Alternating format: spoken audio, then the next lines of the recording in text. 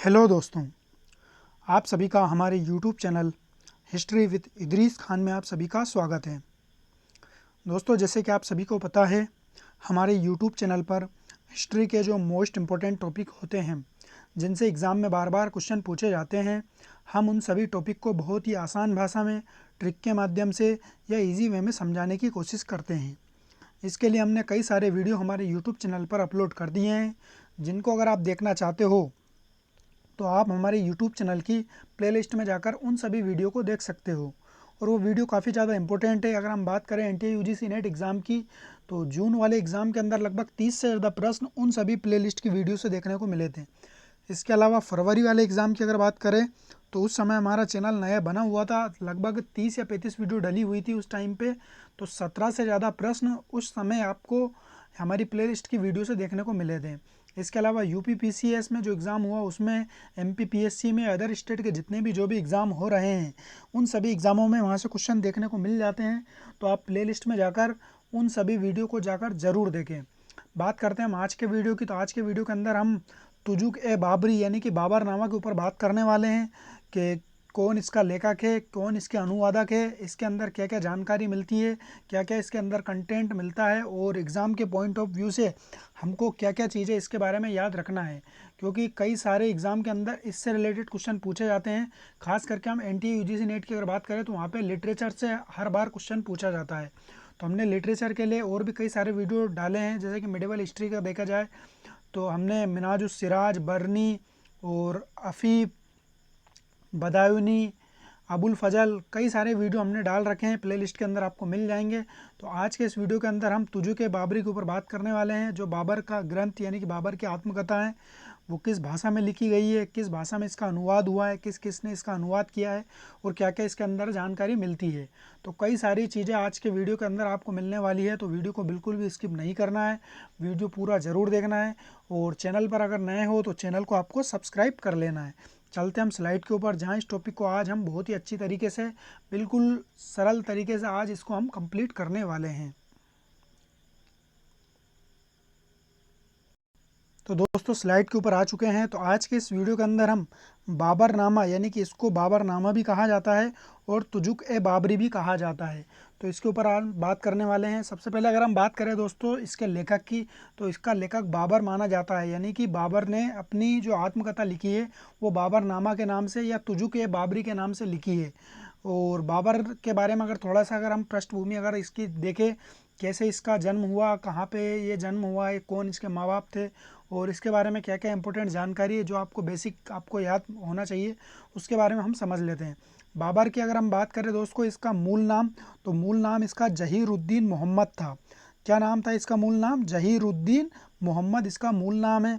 और इसका जन्म आपका 14 फरवरी 1483 को, यानी कि 14 फरवरी यानी कि वैलेंटाइन डे को जो दिन होता है दोस्तों, उस दिन 14 फरवरी के दिन इसका जन्म होता है। और एक बात आपको याद रखना है दोस्तों, जिस दिन इसका जन्म हो रहा है, जिस 14 फरवरी को, इसी 14 फरवरी के दिन आपको अकबर का राज्याभिषेक भी देखने को मिलेगा।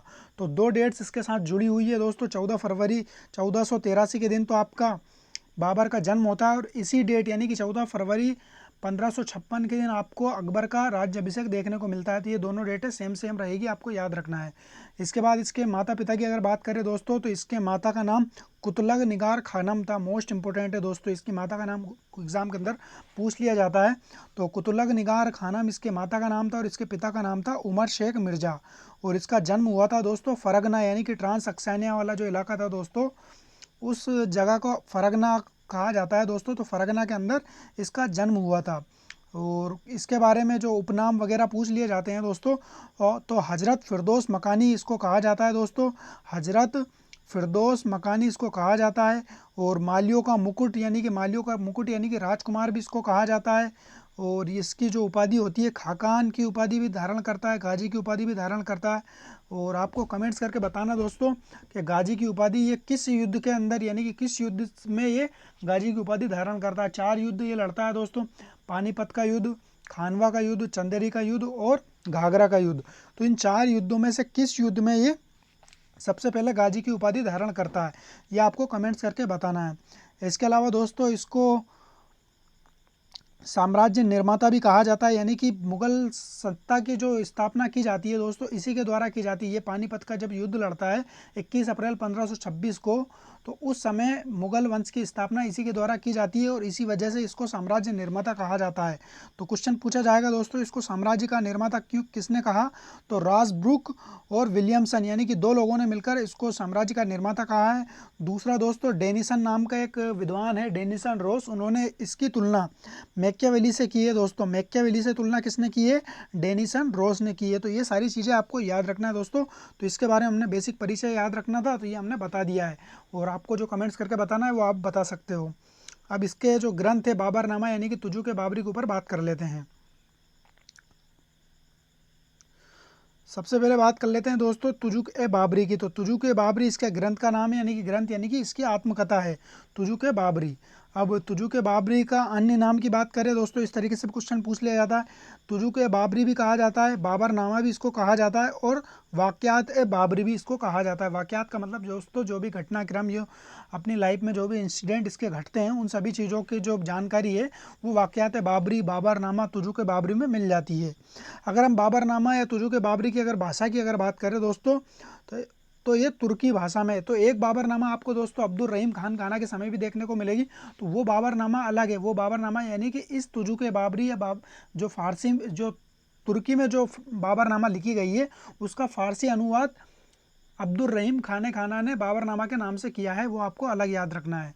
तो यहाँ जो बाबर ने जो बाबरनामा यानी कि जो मूल बाबरनामा है या जिसको तुजुक ए बाबरी जो कहा जाता है वो मूल तुर्की भाषा में है, चगताई तुर्क इसको कहा जाता है दोस्तों। तो मूल तुर्की भाषा में है और इसके अनुवाद की अगर बात करें दोस्तों तो इसके अनुवाद किस किस ने किए हैं? तो बाबर के समय सबसे पहले इसका फारसी अनुवाद होता है दोस्तों शेख जैतुद्दीन ख्वाजा के द्वारा। तो मोस्ट इंपोर्टेंट है दोस्तों, तो बाबर के समय ये अनुवाद होता है, अनुवाद से क्वेश्चन पूछा जाता है। तो शेख जैतुद्दीन ख्वाजा के द्वारा बाबर के समय अनुवाद किया जाता है। फिर दोस्तों अकबर के समय फारसी अनुवाद इसका अब्दुल रहीम खान काना के द्वारा, यानी कि जो बैरम खां के जो पुत्र होते हैं दोस्तों अब्दुल रहीम खान काना, उसके द्वारा इसका अनुवाद किया जाता है। ये मोस्ट इंपोर्टेंट है, ये क्वेश्चन पूछा जाता है कि अकबर के समय बाबरनामा यानी कि तुजुक ए बाबरी का फारसी अनुवाद किसने किया था? तो सबसे ज़्यादा इंपॉर्टेंट पूछा जाता है अनुवाद, अगर क्वेश्चन पूछा जाएगा तो अब्दुल रहीम खान काना का पूछा जाता है। शाहजहाँ के समय की अगर बात करें दोस्तों तो शाहजहाँ के समय फारसी अनुवाद अबू तालिब तुर्बती ने भी किया था। तो अबू तालिब तुर्बती ने किसके समय अनुवाद किया था? तो ये शाहजहाँ के समय किया था। इसके अलावा दोस्तों अकबर के समय दो लोगों का नाम और भी मिलता है, जैना खां और पाइंदा हसन। तो जैना खां और पाइंदा हसन ने भी आपके अकबर के समय अनुवाद किया था। हालांकि सौरभ चौबे की जो बुक है उसके अंदर ये वाली लाइन थोड़ी गलत दे रखी है, वहाँ पे हुमायूं दे रखा है, तो ये हुमायूं कट करके वहाँ पे अकबर करना है, क्योंकि जैना खां और पाइंदा हसन का जो संबंध है वो अकबर के दरबार से था। तो इस वजह से आपको याद रखना है दोस्तों, अब्दुल रहीम खान काना ने भी अकबर के समय किया था, शेख जैतुद्दीन ने ख्वाजा ने बाबर के समय किया था और शाहजहाँ के समय अबू तालिब तुर्बती ने किया था। तो इन तीनों का अनुवाद आपको याद रखना है दोस्तों, ये मोस्ट इंपॉर्टेंट है। इसके बाद इसका अंग्रेजी अनुवादों की अगर बात कर ले दोस्तों तो इसका जो सबसे प्रथम अंग्रेजी अनुवाद किया जाता है 1826 में लीडेन और आर्स्किन के द्वारा किया जाता है। तो ये मोस्ट इंपॉर्टेंट है, ये भी आपको याद रखना है। मगर इसका जो सर्वश्रेष्ठ अनुवाद दोस्तों किसके द्वारा किया जाता है? इसका सर्वश्रेष्ठ अनुवाद जो किया जाता है वो मैडम एनिटी सुसन्ना बेब्रिज यानी कि बेब्रिज के द्वारा इसका अनुवाद किया जाता है दोस्तों। और किस नाम से ये अनुवाद किया जाता है दोस्तों? तो ये अकबर नहीं है दोस्तों, ये memoirs of Babur, memoirs of Babur के नाम से इसका अनुवाद किया जाता है। और क्यों इंपॉर्टेंट है दोस्तों? और इसका अनुवाद 1905 में किया जाता है, ये भी आपको याद रखना है दोस्तों। और इम्पोर्टेंट क्यों है दोस्तों? क्योंकि इन्होंने जो अनुवाद किया है ये मूल तुर्की भाषा से इन्होंने अनुवाद किया, यानी कि जो तुजुक ए बाबरी जो बाबर ने तुर्की भाषा में लिखी थी उसी का इन्होंने अंग्रेजी में अनुवाद किया है। बाकी इन्होंने जो किया है दोस्तों आर्स्किन और लीडेन ने इन्होंने फारसी से किया है। इस तरीके से आपको याद रखना है दोस्तों।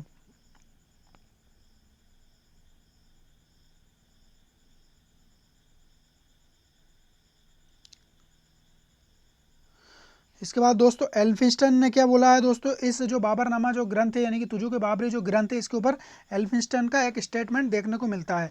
इन्होंने इस पुस्तक को एशिया का एकमात्र वास्तविक ऐतिहासिक ग्रंथ माना है, यानी कि संपूर्ण एशिया के अंदर इन्होंने एकमात्र ग्रंथ जो वास्तविक है वो बाबरनामा यानी कि तुजुक बाबरी को माना है। तो काफ़ी ज़्यादा इन्होंने बड़ा चढ़ाकर इसकी प्रशंसा की है। तो यह आपको याद रखना है दोस्तों, ये काफ़ी ज़्यादा इंपॉर्टेंट है क्योंकि इस तरीके का स्टेटमेंट पूछ लिया जाता है। अब बाबरनामा में अगर हम वर्णन की बात करें दोस्तों तो किस किस चीज़ों के बारे में जानकारी मिलती है, तो बाबरनामा के अंदर जो वर्णन किया गया है ये 1529 तक का इसके अंदर यानी कि बाबरनामा के अंदर 1529 तक का वर्णन मिलता है, जिसके अंदर तीन चरण के अंदर जानकारी मिलती है दोस्तों। मतलब तीन घटनाओं के बारे में जानकारी इसके अंदर नहीं मिलती है। एक तो 1508 से लेके 1519 तक की जानकारी इसके अंदर नहीं मिलती है।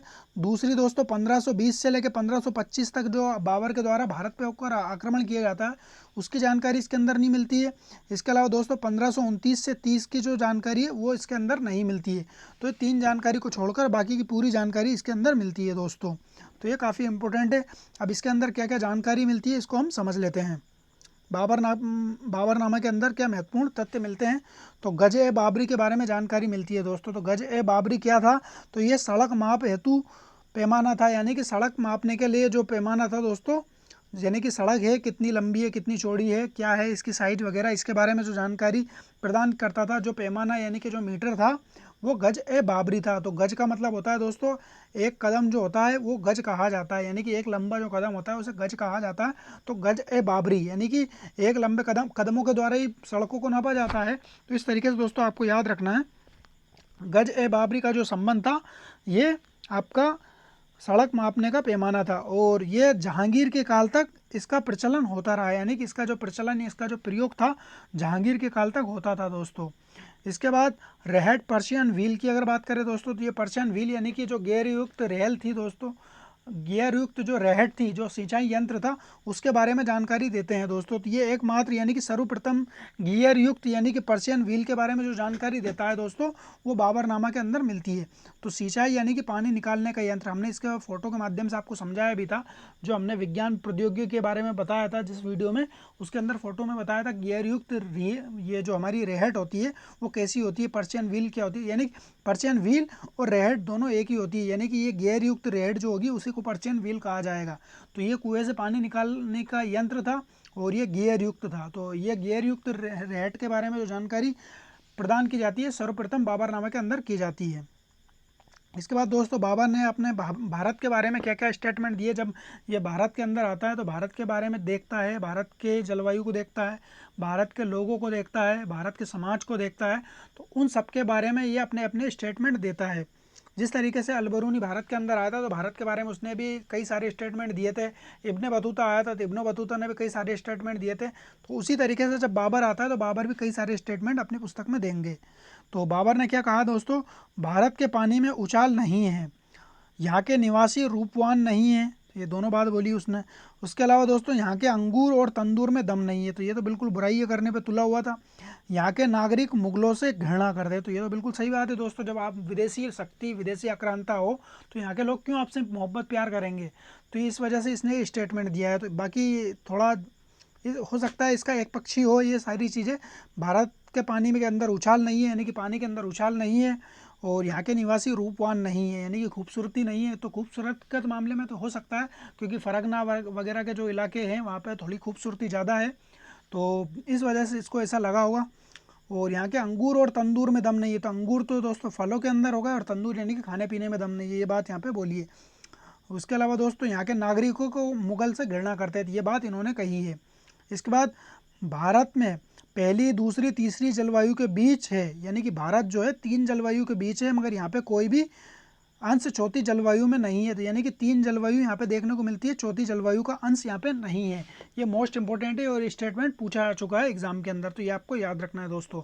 भारत के अंदर कितनी जलवायु की बात बोली है इसने, तो 3 जलवायु के बारे में बताया कि भारत के अंदर पहली दूसरी तीसरी जलवायु है, चौथी जलवायु का कोई अंश यहाँ पे देखने को नहीं मिलता है।